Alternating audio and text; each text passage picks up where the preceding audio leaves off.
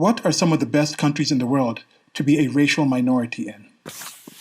I'm going to expand a bit on this thought, and before I get into it, let me ask you a question. Who is the most popular African American man and woman in the United States of America that you can think of? And let me add some qualifiers to the term African American here. I've mentioned before how I think there is a difference between being black and African American, because somebody's an Italian American and something like that does not necessarily make them just a white American or just white. Because if you're just white and American, you've lived in the United States for a while. When I think people say black in the United States of America, they normally referring to people like descendants of slaves who have been there for a long time and they're actually more ingrained in the actual culture. I think black and white are uniquely American terms that developed from there and that have been spread to other groups. So when you talk about minorities in that sense, there is something different there. So in particular, when you talk about African Americans, I think that is more people that recently traveled from the continent of Africa that have some nationality in Africa and now have become Americans. You're talking about a situation there where you're talking about citizenry rather than the actual biological genetic makeup of the actual people. Because even something like that differs when you're talking about the actual genetics of descendants of slaves versus that of recent migrants from the African continent. One of the simple things to actually point this out is the different eye colors available and seen and present in the black community versus that of the recent, I would say, African Americans. Okay, so once again, who is the most famous African American male and female that you can think of? And yes, it doesn't matter that I change their man and woman, it's interchangeable in this case.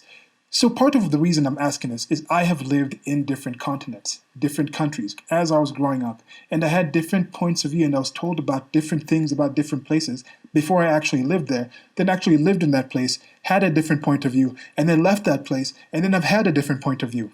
A simple example. When my parents were actually talking about being transferred, they were working for the Diplomatic Corps of Kenya.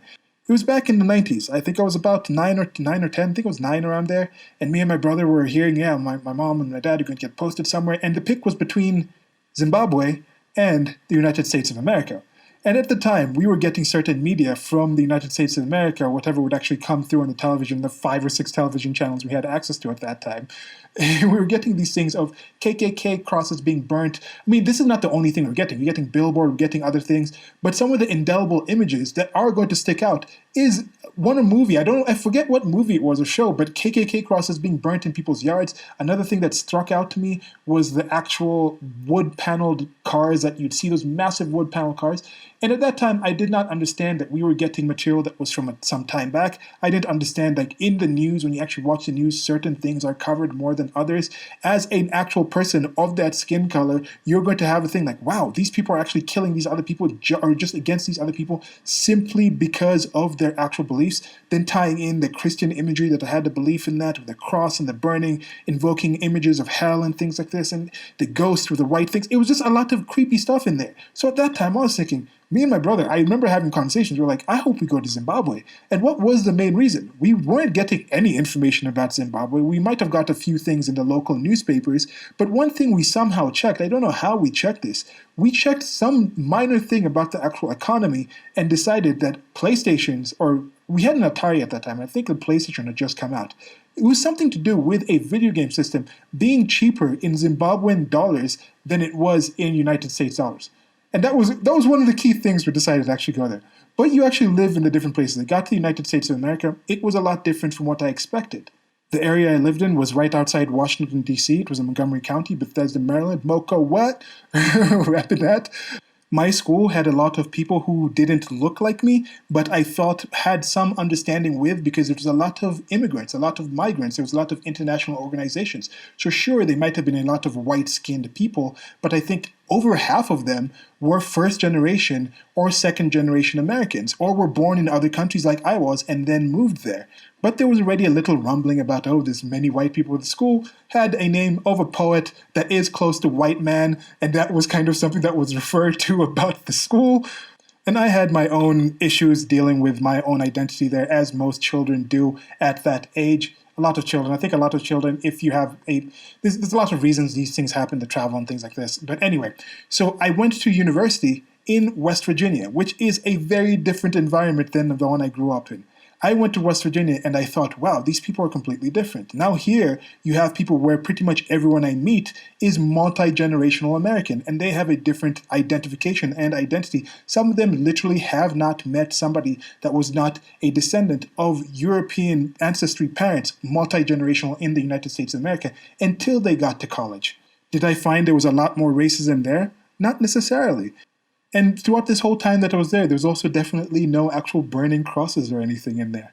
But I did start getting more of that media influence, talking about how, as a black person, and this time I was trying to identify with this blackness. And as I mentioned, from my actual high school experience, there wasn't too many multi-generational black people that were in my school. So I did not come across them. Most of the black people I met in my school were actually people who were similar like me. Their parents were in the diplomatic service. They were in the international agencies. They were first generational. But then I got to this university, and some of the people who seemed to actually have most demands on my actual behavior were multi-generational black people. They were the ones like, you're not acting black. And then I asked myself, first of all, what is acting black? And second of all, why should I even act black? Why should I care about that? Like, my parents literally grew up in a village where their ancestors probably lived in that area since the actual first human beings were actually the missing link type of people. They might have actually traveled down some Bantu tribes. There was actual migration and movement around the African continent, but for what we know, they've been in that place for a long time. So that kind of, I think, put the seeds in my mind of the difference between African American and black. But then adding that to other issues that I had at that time, and then coming with the media and the things, you're black, you're African, you're this, the society's around you, it's against you, and then coming to the situation, other things came to be where I got in the mindset, like, maybe United States of America isn't the best place to live. Then I decided, okay, let me go to Europe and finish up my university there. My parents were actually there, working at that time, so I decided, let me go and actually finish up there. I finished up in Italy, and there were certain experiences there, certain ways where now there you have much fewer actual people of Negroid ancestry living in that culture. So how are those people treated there? Most of the people who I met were okay. I also went to an international school, an American school to begin with. So a lot of people were diplomats, traveled. You ask them, where are you from? They say, oh, I was born in this place and I moved to this place and I went to school here and then now I'm here. That was my general story. So that's something we kind of associated with and came together with. Then I did my postgrad in Turin, which is away from Rome, which is a capital city where everyone was speaking English, things were the same. There I went there and it was mostly Italian people that I met. But I went there specifically to actually study animation, and everybody there was in a postgrad course. So we had that to familiar with. We didn't have too much of these racial things. We had jokes and things like this in and things like that. But then in general, I was like, what is the negativity? Then I finally came back to Kenya and I was looking around, and there is something here. People call non-Negroes in Kenya, in Swahili word, is wazungu, just the white people. This is what they're called, the white people. And there is this kind of racism here where they'll get special treatment in some places by a place where they are a vast minority of the population here. It's majority, 95% plus, is of Negro genetics.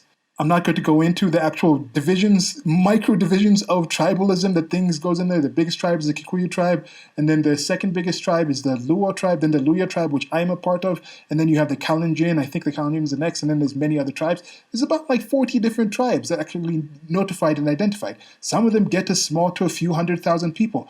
The Kikuyu tribe is 8.1 million as of 2019, which is about 17% of the total population of Kenya, which is about 45 million the last time I checked. So you have that kind of situation where these even smaller sorts of minorities and groups brought out in that way.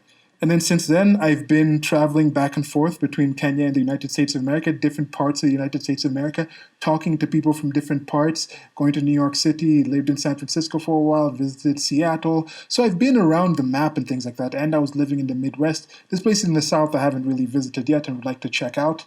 But talking to people and seeing the coverage of how racist and horrible that it is to be in the United States of America, how it's the structuralized and institutionalized violence and restrictions and repression of African Americans and black people and things like this, and just that being thrown together. Oh, we are literally still slaves and things. And I'm like, what? Wait, what? Wait, no, I'm not buying this.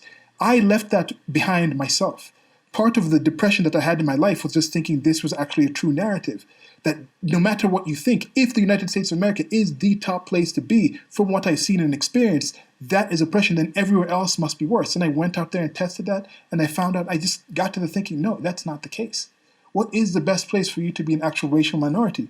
You want to have that positive treatment here in Kenya, but you also have the situation where if you go to a restaurant, if you go to a location, if you go to a certain place, even if I go to a certain place and I speak in a certain accent or I speak like this, if I go and I speak like I'm a local, and maybe people will not understand, maybe people will not actually believe that I'm actually a local. They will actually be able to tell that your accent is different. If they can tell you are from somewhere else, if you actually go to somewhere and you're in a market and you speak in the tribal tongue that that person is speaking, then that person will even give you a more of a discount. You will get to a situation. So you have a situation like that. What I'm saying is if they go and they identify and they think this person's American, oh, this person is white because they can clearly see that. This person is a Muindi, that's the Indian population here that has come from from the country of India. They are in general considered to be richer and more wealthy. So they have situations where they will actually charge you double, triple the amount they will charge a local for the same things. Is that a form of racism? I don't know if I'd consider it outright racism. It would definitely be a racial thing to do. As someone who's involved in the freelancing design art field, you do take into account how much your client can pay. In some cases, you can have a base cost for something that's just listed and you say, okay, this is my hourly fee. And then in other cases, if you're doing a per job thing, then you can actually consider, is this person just a startup working by themselves or is this a multi-million-dollar company? Then you can say, okay, the development will be different in this. So I understand different pay scales, but that is racial, bordering on sort of racism, saying this person should pay me more than that other person. So when you talk about these things, when you say America is racist, I ask you compare to what? What solid evidence do you have? And what cost do you have by not answering these questions? And I think you have a lot. Because people living in the West, I think if you really think about it and say which are the best countries to actually be a minority and be a racial minority in, and I think you'll find that most of these countries are the Western countries. Most of these countries are predominantly white. Most of them, because I wouldn't want to be a racial minority in like Russia. I think there'd be other places better than that. I definitely wouldn't want to be a racial minority in China from what you've seen, what they've done with the outright signs saying no black people in this McDonald's and things like that. There are places that are extremely racist towards people. There are places that are not necessarily outrightly racist, but their cultures are homogeneous and insular in a way where you can't actually be absorbed into the greater fabric. It would take a lot. A place like Japan, there's no actual direct attacking of minorities that you see them being targeted, but they bring in, I think it's like 99% majority of that is just Nipponese of ethnicity, and then there's like the Ainu. There are some local people that were there, indigenous peoples in that area, but the actual people coming in, migrating and becoming part of the social fabric there, it's very few, and you'll always be considered a gaijin. I think the gaijin is the actual term for that. Yeah, that's some kind of slang or some term for a foreigner in Japan, just from the way you look. But you look at a place like the United States of America, from my experience there, part of why I'm trying to get back there is from what I've seen, it is one of the most welcoming places to be a minority, a racial minority. Because you can become American in general, and American itself does not have the connotations to the ethnicity anywhere as close as it does in other places. When I tell you about other countries, I say, think of a Russian, think of a Chinese person, think of someone from the Middle East, think of someone from the continent of Africa. And even with the continent of Africa, it's already difficult. Are you talking about North Africa? You think about a different person, don't you? When I say Sub-Saharan Africa, you think of a different person. So when I ask you, who is the most famous African-American male and female that you can think of? Who do you think of? I tell you who I think it is, Elon Musk and Charlize Theron. Did you think of these people? Because when I tell you, think about South Africa, what do you think about the people from South Africa? There is a big contingent of people that have Dutch ancestry, the Afrikaans type of people, who do consider themselves purely African, 100% African. Do you consider those people African? Do you consider Charlize Theron and Elon Musk to be an African American? Well, you should, because that actually is an accurate description of their actual classification in the sense of nationality and where somebody is from, and also ethnicity. Ethnicity does count. They racially have been of that land long enough to be ethnically African and not be of Negro genetics. So that's it for now. I'd like to leave it off at that. This is part of my shorty series where I take small thoughts and expand on them. I think this one was important. I hope you enjoyed it. Let me know if you did, like if you did, dislike if you disliked it. If you think I'm wrong, let me know in the comment section. Please share if you think this is valuable. I think this is a message that could stand to be shared more widely, and people can just understand and have a better understanding and better evaluation. There's a lot of horrible things that happened in the United States of America rather recently. I'm not even going back to the slavery times. I'm talking about just recently, the 60s, even in the 90s. Even it still goes on right now. But there are vast improvements, and you have to think compared to what? You look at other places when America was going through the issues of the 60s, other places weren't even countries yet. And then other places are a lot older than the United States of America when it comes to a combination. When you're talking about the horrific things that started at the beginning of the United States of America with slavery and things like that, you look at other places that are much older. United States of America is 243 years old. Some places that are 3,000 years old, what is the actual division and treatment of the peoples within that place? What do they consider minorities within that place? Some places that weren't countries have their own tribal and things and divisions that they had their own stripes to find other minorities. So you have to, okay, I don't think you have to, but I'd like to, and I think it is positive to be somewhat realistic with these things and put them in some context and try to see what is a better way to go forward. Would you think the world would be better if it was more like the United States of America is today than more like any other country you can think of? And if you think it's better in those other countries, why haven't you made steps to move to those countries? If you think it's the best in your country, why haven't you made steps to encourage other places to be like your country? And if you are doing these things, that's cool. Let me know what you think in the comment section.